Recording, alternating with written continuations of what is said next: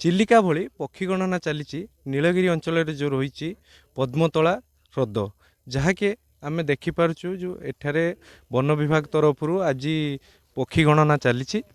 ତେବେ ମ୍ୟାଡ଼ାମ୍ ଆମ ସହିତ ବନ ଅଧିକାରୀ ଅଛନ୍ତି, ତାଙ୍କ ସହିତ କଥା ହେବା। ମ୍ୟାଡ଼ାମ୍, ଯେଉଁ ଏଇ ପକ୍ଷୀ ଗଣନା ଚାଲିଛି ତ ଏଠି କ'ଣ ପକ୍ଷୀ କେତେ କ'ଣ ଅଛନ୍ତି କ'ଣ?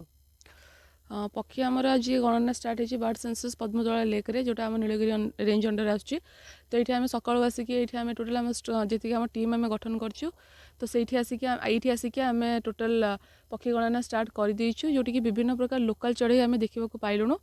ଆଉ ସେଇ ଅନୁସାରେ ଆମେ ଏବେ ବି ଚାଲିଛି ଆମର, କି ଆଗକୁ ଆମେ ବିଦେଶଗତ ପକ୍ଷୀ ବି ଯଦି କିଛି ଦେଖିବାକୁ ମିଳିବ, ଆମେ ସେଇଟା ବି ତା ପାଇଁ ବି ଅପେକ୍ଷା କରିଛୁ ଆଗ ଏମିତି ଆଉ। ପ୍ରତିବର୍ଷ କ'ଣ ବିଦେଶୀ ପକ୍ଷୀ ଏଠାକୁ ଆସୁଛନ୍ତି?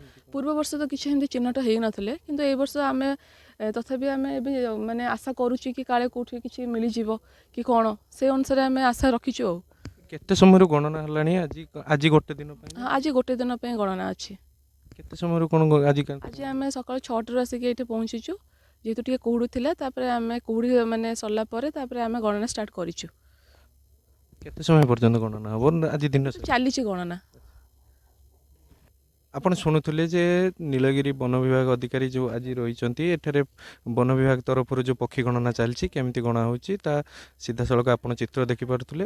ତେବେ କେତେ ପକ୍ଷୀ ବିଦେଶ ପକ୍ଷୀ ଅଛନ୍ତି ତାହା ଗଣା ସରିଲା ପରେ ଜଣାପଡ଼ିବ। ନୀଳଗିରିରୁ ସରୋଜ ଜେନା, ବଡ଼ ଖବର।